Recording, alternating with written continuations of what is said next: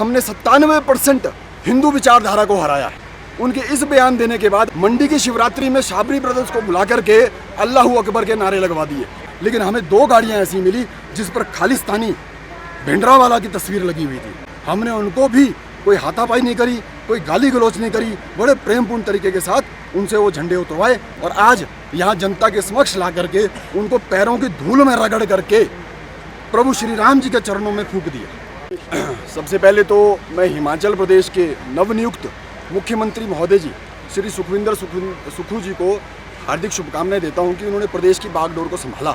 और संभालते ही उन्होंने एक भविष्यवाणी करी अपने मुख से कि हमने 97% हिंदू विचारधारा को हराया है। सबसे पहले तो इसके लिए उनको बड़ी बड़ी मुबारक है। उनके इस बयान देने के बाद अभी हाल ही में मंडी शिवरात्रि का महोत्सव बड़े धूमधाम से मनाया गया। हमारे देवभूमि को पूरा विश्व देवभूमि के नाम से जानता है। मंडी की शिवरात्रि में शाबरी ब्रदर्स को बुला करके अल्लाहू अकबर के नारे लगवा दिए और आज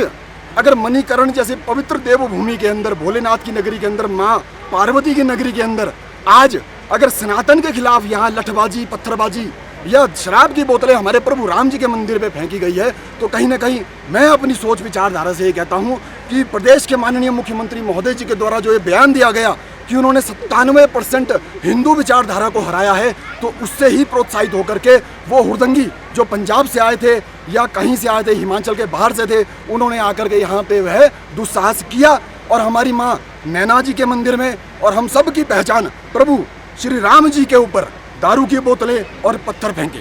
जिसका हम जिला कुल्लू का युवा समाज,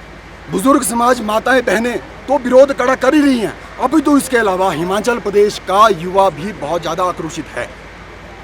तो यह जो घटना हुई है इसका हिंदू समाज पुरजोर विरोध करता है और अगर इन्होंने अपनी गतिविधियों को रोका नहीं तो आने वाले समय पर स्थिति और भी गंभीर हो सकती है। साथ ही मैं आपके माध्यम से ये भी कहना चाहूँगा कि प्रदेश के अंदर जितने भी श्रद्धालु बाहर से आते हैं उनका हार्दिक स्वागत है। हमारा किसी भी धर्म, जाति, संप्रदाय से कोई मतभेद, कोई मनभेद, कोई बैर, कोई दुश्मनी नहीं है। आज भी जब हमने सुबह से यह कार्रवाई शुरू करी तो लगभग कोई 500-600 बाइकें और गाड़ियों वालों को रोका, लेकिन किसी को भी हमने ना तो बदतमीजी करी ना किसी के झंडे को हाथ लगाया।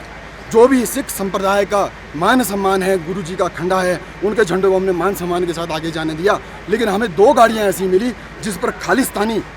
भिंडरावाला की तस्वीर लगी हुई थी। हमने उनको भी कोई हाथापाई नहीं करी, कोई गाली गलौच नहीं करी, बड़े प्रेमपूर्ण तरीके के साथ उनसे वो झंडे उतरवाए और आज यहाँ जनता के समक्ष ला करके उनको पैरों की धूल में रगड़ करके